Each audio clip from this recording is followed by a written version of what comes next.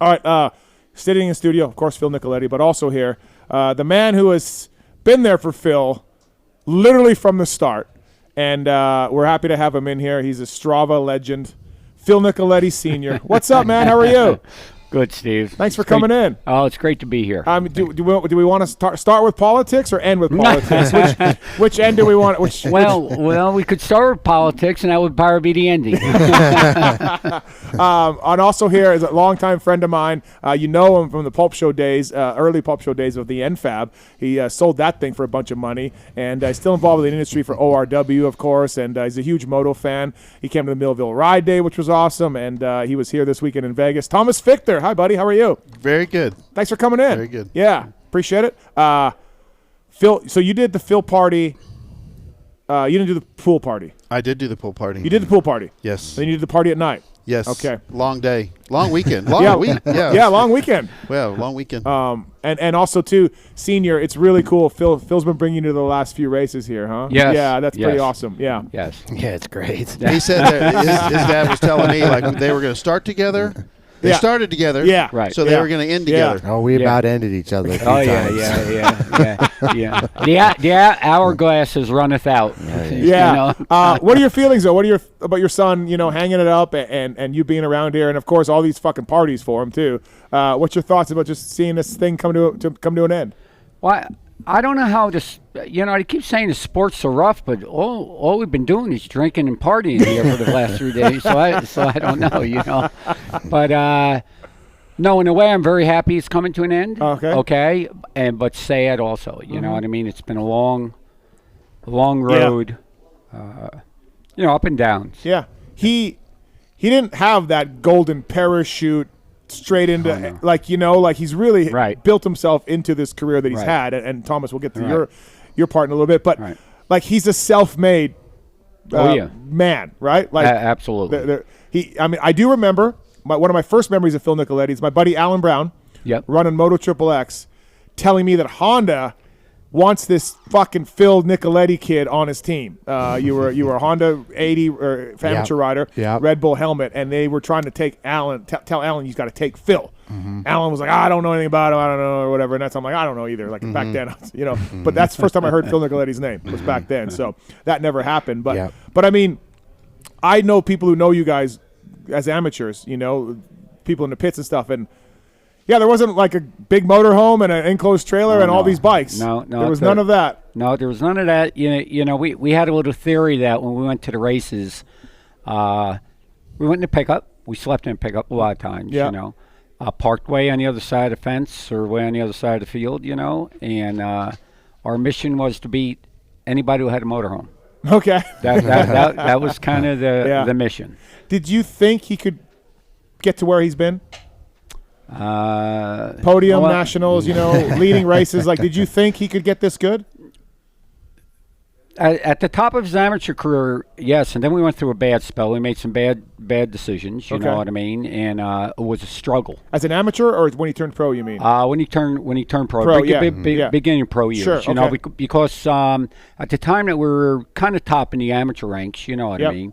There were other kids that were top in the amateur ranks, and rightfully so, they got picked, to move on, and we didn't. So we were kind of, an outlier a little bit, you know what I mean? So we ended up, going on lesser things, you know what I mean? I'm thankful to everybody. I'm not saying anything derogatory. That's just how it was, you know.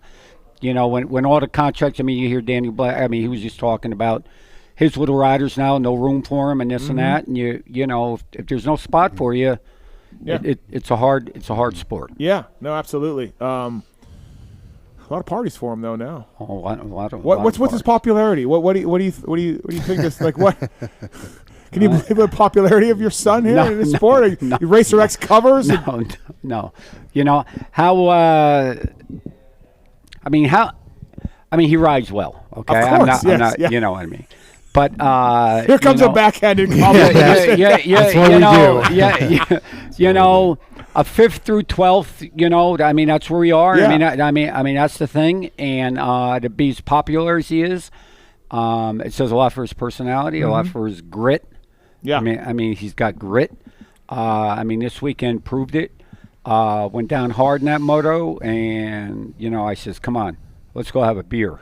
We're done." Yeah, you said that. Yeah, I said that. Yeah. And he yelled downstairs, and he says, "Tell Cam, who's his mechanic, get the bike ready." Yeah. I'm just like, you don't have to do this. You don't have to do it. Yeah.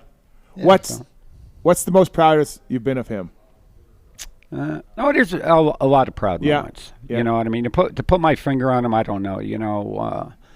You're even sometimes the position that you get may not be good, but the ride was great. Sure. Yeah. And so that's kind of a mixed thing. You know what I mean? But and anytime you're top 10 is a great ride in the sport. Yeah. What's the angriest you've been at him? Oh, we had a couple angry a couple, times. yeah. Father, just son, these I past bet 3 there's weeks. a couple. What? Even just these past 3 weeks. Really? Yeah. Oh yeah. What was when you guys were first starting? He's growing up, young Phil. Yeah. What was well, you tell me. What was his motivational speech like? Yeah, it was School of Hard Knocks. I'm telling you, it was nothing like. Fuck. He let me know when $1 was being spent. Like I'm the oldest of 5. You know what I mean? And he worked a county job, and it was just kind of like we did what we could. I went to school, and I wanted to be homeschooled, never could do that, and I just kind of had to deal with it. But it was like, trust me, he made $1 go to $1.25 if we needed it to, and it wasn't exactly easy. But through the years, we've had a lot of, like I said, a lot of genuine people help us. Yeah, right. Gas cards, $100 here, some parts here. Like I said, if I had to list all those, I'd be here for fucking another 18 years trying to do it. So. For that, I'm like, I'll always say I'm always grateful. Whether I talk to those people that I had relationships with, past girlfriends, whatever, everyone's had a huge part of this. So it's all really cool. Okay, but one specific time you really got mad at him, or Phil got mad at you. I would have to say it was at Loretta's one day. Was it Loretta's? We were on the 60. We were in the 60 class. Oh, 60s. Or 80 class. Was it 80? 80s class, 80s, 60s. I don't even remember. 80 class. And there's been a lot of fucking times, but this is one that was.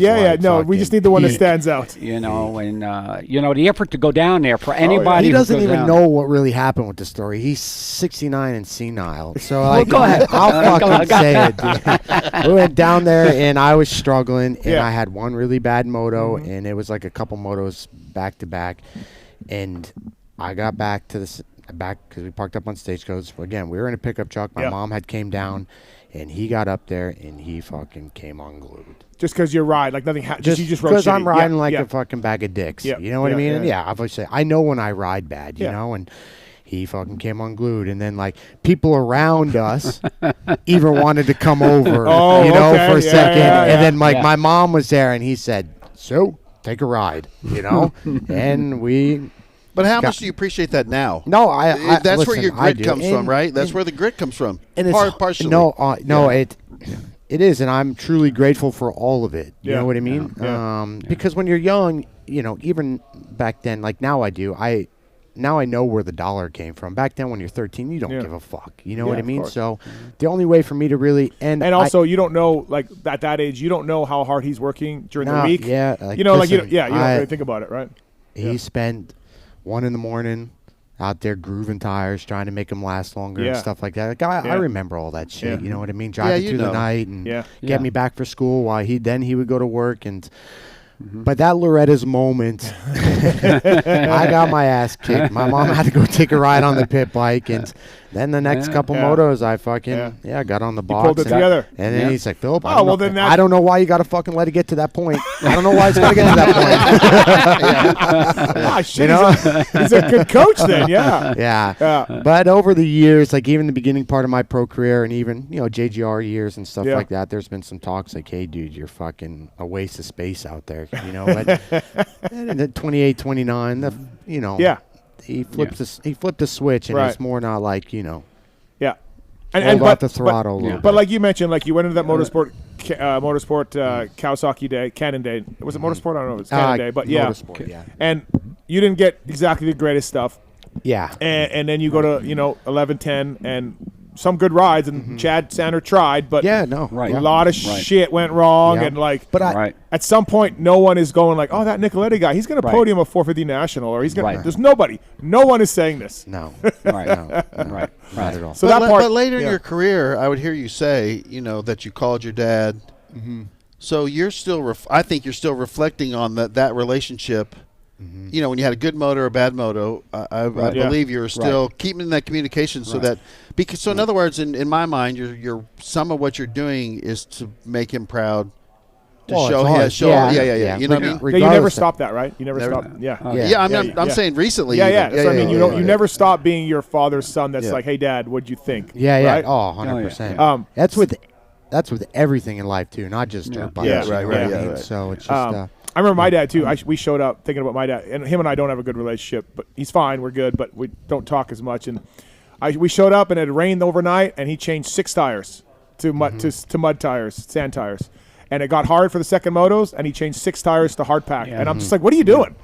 But like, he's like, nope. We need hard pack ones now. And I'm just like, oh, okay, all right. I remember thinking like, I better fucking like. Well, shout out to all the dads out there. Absolutely. Absolutely. They're getting crushed. Even before. Absolutely. It's our sport is, like I said, at the amateur level, it's a dog eat dog world, and it's not easy. Even dads still supporting their kids, or through the beginning part of the pro ranks, it's not easy. So senior, Phil's told this story a few times. Anaheim won this year, Friday. He just calls you. And he's like, I don't want to do this. I don't like this. The Dragons back that Prater took out scared him. No, I like this. The finish line, yes. The Dragons back, no. Yeah. So, like, what were you like? Did you think like, hey, this is just my kid venting. He'll be fine next week, or were you like, okay, this might be it? No. Like, but listen, at this age. I've been saying it for almost 2 years. You have been? Okay. Yeah. Anytime you want to, just hang it up. You have nothing to prove. Yeah. And so when he told me that, I said, okay. Yeah. No problem. Yeah, you believed him, and you didn't try to talk him out of it. Yep. Yeah. Just like that Dallas race, didn't want to race. Track wasn't good. That's it. No problem. Right. Ride around, do whatever you want to do. I'll tell you what though. 10 years ago. Yeah. That's the truth.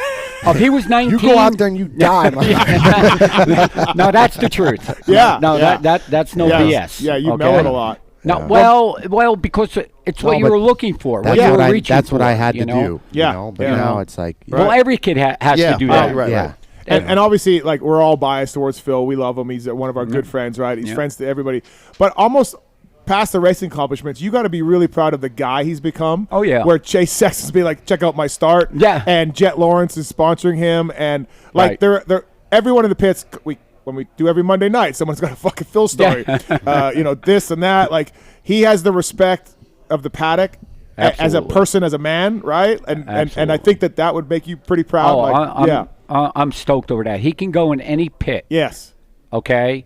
Joke around with him or ask him for a part. Yeah. or whatever it may be. Right. And opened arm. Yep. You know what I mean? That's rare in our sport. That's very rare in our sport. And for riders to come on up and ask for advice at their level, these guys are up there. You know what I mean? Yeah, Sexton dropped out. Phil helped him. No. I'm just saying. You know what I mean?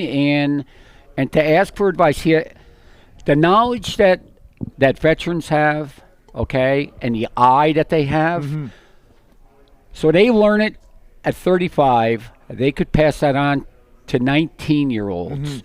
That it took us 15 years to learn that. We could give it to them in 1 year. Yeah. Not totally, but, guide them in that direction. You know? I've seen him talk to Finnis and Enzo over the years. And, like, he is literally like, you're literally like their dad.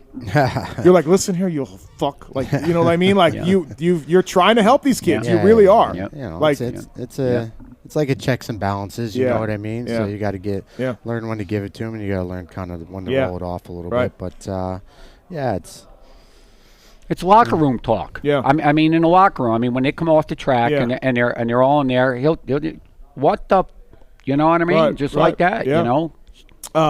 And then, did he make you pay for that hat, or did he give you that free? Because I heard there was a bit of controversy. Nothing's free here. I heard there's been a controversy with the hats. I do get them at cost. Okay. I have to pay shipping. Okay, Phil. There's no family discounts. And I ordered 10, and I got 9. I heard. What happened to the other one? I don't know, but I paid for 10, though, by the way. Phil? I don't know what happened. Last count. Thomas, as far as you're concerned, you started working with Phil. You've been a big supporter of his over the years. The NFAB Tylube Yamaha team, Chris Bloss, and speaking of Alan Brown, and Phil back then, and you were part of that. And that's how you got to know Phil, right? That was sort of the genesis of it. Alan. Yeah, that year I didn't know Phil that well. Okay. But I did see, like, especially outdoors, you know, his proud. And it's just like he worked so hard with nothing.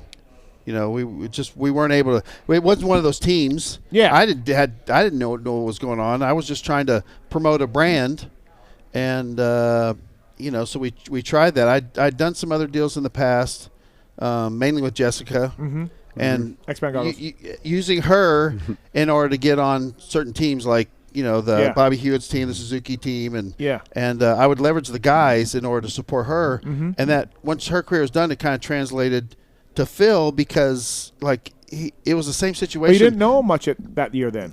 A little bit, but not much. Very little. Pre-2013, I had never met Mr. I assume that's where the bromance started. Okay. No, I saw certain things.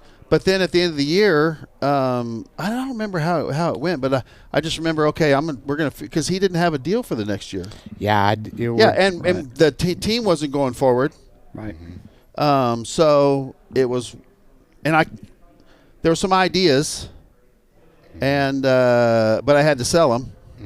So you went to JGR that year? Then I went to JGR. Oh, okay. So I didn't know if the Coy thing came after he was on JGR. But no, even when we had the team, I'd go hang out with Coy. Yeah. You know what I mean? Right. Yeah, Coy was my buddy, right? The team semis over there, we might be parked next to Coy. Mr. Tom was still in marketing. He was thinking like, hey, I could get NFAB for this big versus I can go to JGR for this much money, same amount of money, and only be this big. But the truth is, no, it was a lot more money. But the truth is, were you playing video games with Coy in the lounge, or was this? No. Okay, I think Coy cut out the video games at that point. I've heard the video game stories, but but we just kind of hung out and clicked or got along or spoke the same, whatever you want to say. The original deal was, you're like, hey, I'm coming on board JGR. Correct me if I'm wrong, but I'm coming on JGR here as NFAB, and one of the things I want you to do is take this Nicoletti kid, and if you have an injury or whatever, let's put him in. He can test for you. He can ride for you. And I from what I understand, J-Bone and Coy were like, eh. And they're like, right. But we don't know about that program, but you pushed it through to make it happen. Yes. Is that kind of how it went? Yes. Yeah. They had some numbers that they had in mind that were like, I don't know about that. So then we abbreviated the program. Okay. Yeah. It was 6 races. And total. Okay. Yeah, 3 Supercross, 3 outdoors. Yeah, that was the original plan. That was the total, yeah. Okay.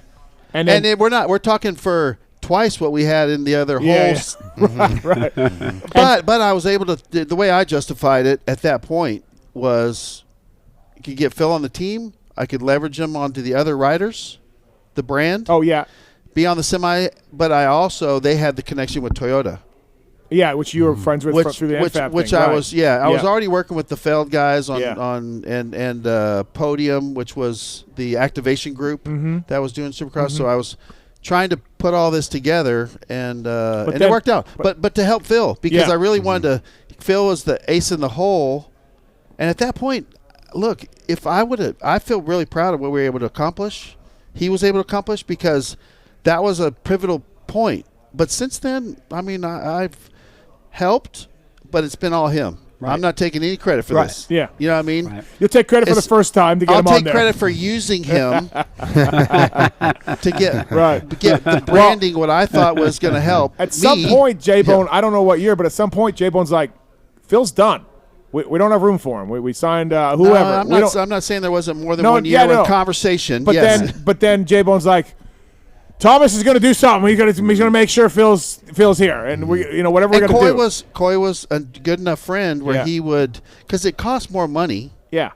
You know, when it wasn't that J-Bone or Coy didn't like Phil. They just signed Marsha. I don't even remember. But Coy liked me enough to want to help. Yeah. You know what I mean? So it's a relationship that everybody's, and it worked out for Phil. And Phil went way beyond what you'd ever expect from that point. Mm-hmm. So to me now, it's like I'm not taking credit, but I'm very proud of what he's been able to accomplish, giving him a little of a springboard, and he's had, like he says, he's had a lot of the springboards. Yeah. So, yeah, it was a weird deal because at the end of 2013, and Dr. Maresco was a big part of it as well. Yeah, he was too in the beginning. St. Lawrence Radiology, and it was absolutely right. They both called me and said, "Hey, do you want to race JGR or do you want to do NFAB?" And the JGR is 3 Supercrosses, 3 outdoors, and that's it. There's no guarantee you might fill in or whatever. And at that point in time, like, I had to look like, dude, I was riding on bikes with, I couldn't get clutches, I couldn't get seats. I'm like, I just want a factory motorcycle that like I can swap out the engines every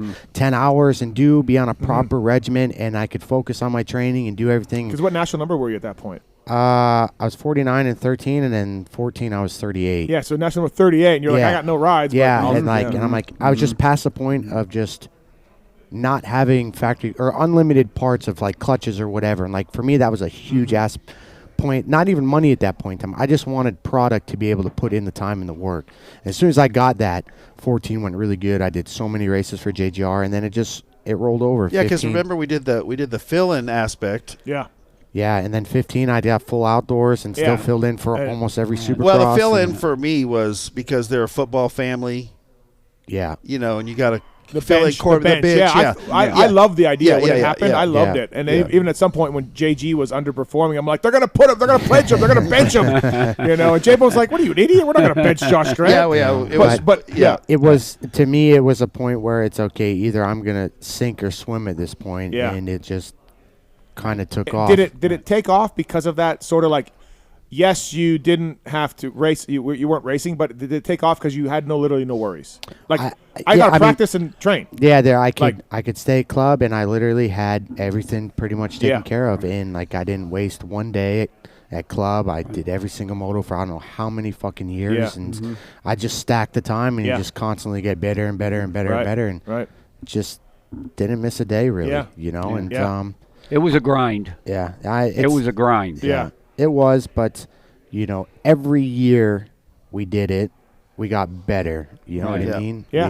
Yeah, and I think Coy and J-Bone, at times, I guarantee you surprised them. Where they were like, we didn't think we were getting this. I think that was the big thing. I did do good. I didn't fall on my face for them to be like, okay, we don't need him anymore. Yeah. You know, it's just like they kind of like, all right, well, he did good enough to where it's just like, kind of have to keep him a little bit, you know what I mean? And then he had the NFAB logo and NFAB butt patch, you know, like you said, you were marketing all that. Yeah, NFAB was his bike was a little different because all of that, right? Yeah, and I'd always negotiate a couple races a year where he was branded all NFAB. Yeah. You know what I mean? Yeah. But it was, you know, so it. Yeah. I'm not.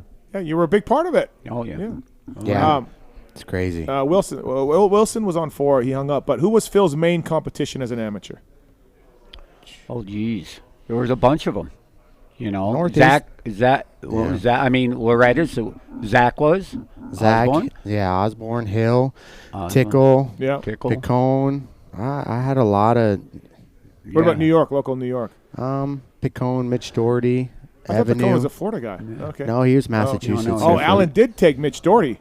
Yeah, he did. Yeah, he had was it instead of you, or how did that come? No, I don't really. It was so long ago. I don't even really remember. But I remember that name. Yeah. Bobby Canary was around. Was a little bit older than us, but then near the end, we ended up with him a little bit. I think, right? And some at 125, or was he too old? But I had a lot of good people to race with. Jason. You know, and Jason Lawrence. Jason Lawrence. Oh yeah. MTX braking pad, by the way. Use code PulpMX. Over 800 power sports dealers out there.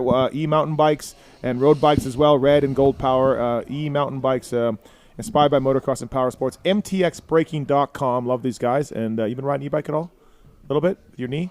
Twice? Okay. Better get back around. I just had replacement knee surgery. So so now, obviously, you sold NFAB for a grip of money. Long time ago now, 2015. Yes. Yeah, it was a long time ago now. Yeah. Crazy. But 9 years ago. You've been helping ORW guys a little bit. We saw ORW on the butt patch of Dino and different people. They were on our show for a little while, and Off-Road Warehouse, of course, right? Doing your buddy Greg. Me and the owner of Off-Road Warehouse, Greg, have a race shop and a trophy truck together. Yeah. So we're racing. He brings a lot of sponsorship to that program.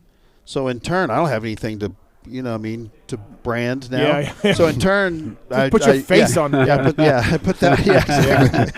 But it's been good. It's started out as kind of like at that point was a travel thing for him. Yeah, right. You know, on that deal, and then the past couple of years, I don't even think I needed to do it.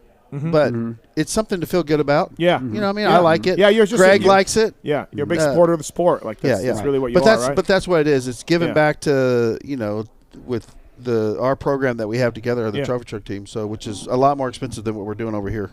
And maybe some listeners might remember during the COVID crosses, we did some pulp shows in the Garage Mahal in Texas, and I was trying to pitch you on Pulp MX. I'm telling you, the price has just gone up since then. So you should have got in early. You really missed the boat. Is that how these things work? Yeah. You remember, I was trying to sell you pulp, you know, and you passed on that opportunity. And just so Thomas, you know, just want to let you know if you want to revisit it. Yeah, like I told you before, if you're the product, what am I buying exactly? The listener base and everything. Yeah, if I got right there, it'd last 10 minutes. You know, nobody's listening to me. If I put Phil there, it'd last 20 minutes. There you go. Hire Phil. Yeah. You do a good job, which I think. And I was talking to A-Ray about this, and I don't know A-Ray that well. Talking about A-Ray. Yeah. Thomas and A-Ray are business buddies. No, what I'm saying is like I was asking A-Ray about the Dow and Jones. No, we were talking about, you know, how you've been able to take people's persona and make them into something and get the word out there in a different way. And I think, I honestly, in my opinion is, it makes the guys that are 5 through 12th more, like before it's like you only cared about the guy who won. Yeah. Right. Nobody else got anything. Right. Now it's, and I believe you can attribute this to you, or partly, or maybe it's the industry in general, that now you're more concerned about all the top 20. Yeah. More like other sports. Well, there's just now, great because there's great personalities. There's great stories with great personalities. Whether Now, it was I will say, Deuce or this guy or whatever. I meet these people. You know, Phil and I became friends, I think, when you were riding for Alessi, KTM days. That's when I first started talking to you, right? 10, 11. And I was just like, this guy's really funny. Like, he's just blunt. You know, and so you see these guys, and you're like, let's get him. Yeah, that's great. But I am with you. I'm not fond of the little kids and the middle finger. Oh, yeah, so thank you. Yeah, no, And we sit on opposite sides of the political aisle. Look at you two. Oh, here we go. Look, I made a promise to myself. Okay, no, but we're too close to a very important day coming up. But the last thing I was gonna go through this whole weekend without mentioning politics. No, but what I'm saying is Phil called my me. My debates with you are awesome. Yeah, I love them. But I'm saying when I brought up the finger, Phil called me a name of the political side. And my point is being, it doesn't matter. That's not a political thing. That's just a human being thing, Thomas. You and I are humans. Look, if you can turn it into something that it's not negative. He turned it into some positive thing, right? Yeah. And the masses seem to gravitate towards it. So hey, and it's his shtick alone. Yeah. If I don't know who manufactured this or where it came from. I don't know either. I think Senior's got a lot to. Maybe there's a story. No, he gave it to me. That's where it started. Yeah. But it turns out that it's a positive thing for Phil, so it's awesome, right? It's awesome. Yeah, J-Bone used to make jokes all the time because, what was the doctor's name? The radiology? Dr. Maresca. Yep. Okay. Super good guy, by the way. J-Bone used to be like, Phil's the only guy in these pits that's got like two guys. Just they're backing him no matter what. He's out there like 10th place, but he's like I've never seen a guy get because you would fight for him, right? And the radiology guy would fight for him. So because you knew him and you wanted him to be successful. So there is some of that. Well, going on. it's inspiring, really. It's like when you see somebody that works that hard but hasn't got there but should, and the way the sport works, there's only a couple people are making money, and then it all drops off really hard. Right. So I don't think but it was him and how hard he was going at it, even though, and one time I saw a picture of his motorcycle at club when it was on the Infab tie lube thing. And literally there's like the top of the seat, but no guts in there. I'm like I didn't understand. I'm like, what are we doing? I went to Alan, I'm like, what are we doing here? I remember that. It was a kind of a pivotal time of what was it was embarrassing. Honestly, it was embarrassing. But it. And I remember him saying, not to go back to all that, but he wanted the equipment. Mm-hmm. Yeah, he really wanted the equipment to show what he could do. was able to do that. And that year, he raced a bunch. Like, I think he did almost every race. Yeah, I know. And I only had to pay for 6 of them. Yeah, and then yeah, I know it. It really worked out. And then Pike punched freeze. You got in some more. And I've said the story before. Oh, I was sitting up in this Wiener Schnitzel suite, and I was having a blue moon. I remember it clear as day. Fucking Weston and Freeze went down, and he punched him, and I put the fucking blue moon back down. And I said, all right, I'm going next week. I'll be racing next week. Yeah, I did. Yeah, and then from there, then Bam got hurt, and I ended up doing 11 Supercrosses, all outdoors. It's crazy the amount of races that you made it to when you were not supposed to. Yeah, filled in or whatever, and then you had great success, right? Yeah. So that's the good Lord taking care of Phil. Yeah. Quickly, Coy Gibbs. Still miss him, man. Oh man. Yeah. It sucks. That's terrible. I think of Coy quite a bit. A listener gave me a Coy Gibbs rookie card from his NASCAR days or whatever, not NASCAR, whatever series he raced. Yeah. And I carry it in my backpack every weekend. Oh, you do? It's Okay, my backpack. yeah. I know what you're talking about with his. He's got like glasses on and an MB. Green, a bank. Green. So a listener gave me that. I carried it in my backpack every single weekend. I went to his office one time and he was moving offices I think he was moving over to the Cup Shop, and he had all these cards from his in the past, and I snagged one of them, and it's that card. Oh, is it? Yeah. Wow. And because everything else was gone, right? Yeah. And I asked J-Bones, he don't care about none of that stuff, so I took one, and I still. You miss Coy? Yeah. Oh yeah. Even when he didn't have the team and stuff, like he still always reached out. I'd see him in Huntersville, and he would have been out here this weekend. We went no ifs, ands, or buts. He would have been out at these parties, and he would have mumbled something where we've been like, "What are you saying?" He would have been saying it's a complete waste of time. He would have been the leader of calling me a quitter. Yeah. Phil, I don't. You weren't even good at riding. I miss Phil a lot.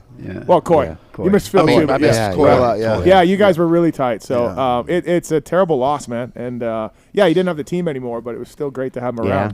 So definitely going to miss the guy for sure. Yep. We have Tate on 3. Tate, what's up, man? Hey, how you doing, man? I just wanted to say, number one, congratulations, Mathis, on 600 shows. Thank you. It's pretty amazing. Been a listener since maybe around the mid-20s. So been listening for a long time. So congratulations on 600. That's pretty impressive. You think I'm going to make 600 more? You have nothing else you can do. Zero chance. I mean, nothing else you can do. So you're stuck. This will be the Thomas Fichter show within 2 years. Thomas Fichter MX. Yeah, that's the last thing. The price is right. Yeah, the price is right, Thomas. I just need some. I can buy one of these and one of these, and I'm in. I'm done. Yeah, one of those. I don't need you for that. Yeah. Look at the overhead, right? The internet's a free place. Yeah. This is no problem. Okay. Okay. He's like, okay. But I really think so. To the man of the hour here. The man of the hour. Phil, congratulations on an unbelievable career. I've been following you since the 11-10 days. It's been a pleasure to watch you race and to have you a part of the sport. And it's not going to be the same without you on there out at the track. And it's been a pleasure to watch you. You're a great addition to our sport. And I'll just end it with this. Many Phils may come and go, but there will only be one filthy Phil. So we really, really appreciate what you've done, and congratulations, and best of luck with whatever's next, man. I appreciate it very much. Thank you. Yeah, he unfortunately, he's going to be around. So you're going to see a lot of Phil around. He's going to do stuff. So, Yeah. Well, good deal, because we need Phil. We need Phil. All right. Thanks for the call, man.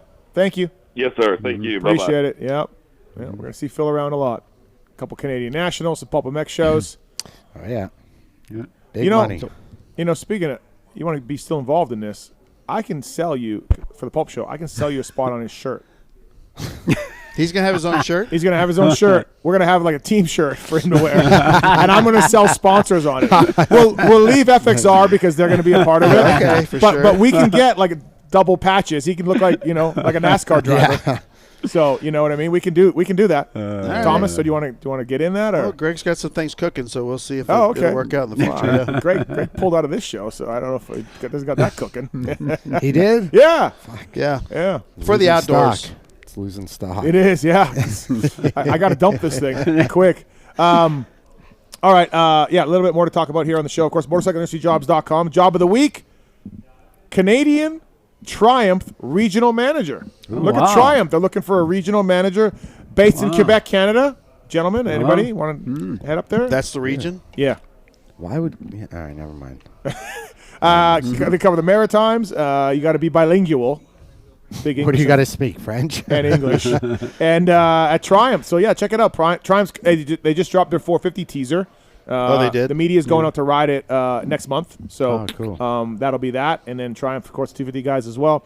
They came to the SMXs without Jalik or anybody. They just came and set up. Right. Yeah. Well, I think they sponsor the series, don't they? A little bit, or they're a part of it.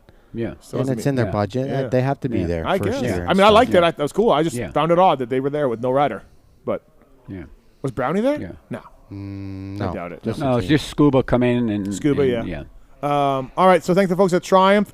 Check it out, motorcycleindustryjobs.com. Job of the week. Upload your resume for free today. The first and only job board built specifically for the motocross industry. So thanks to the folks at Triumph for coming on board. Thomas Victor, Phil Sr., Phil Nicoletti.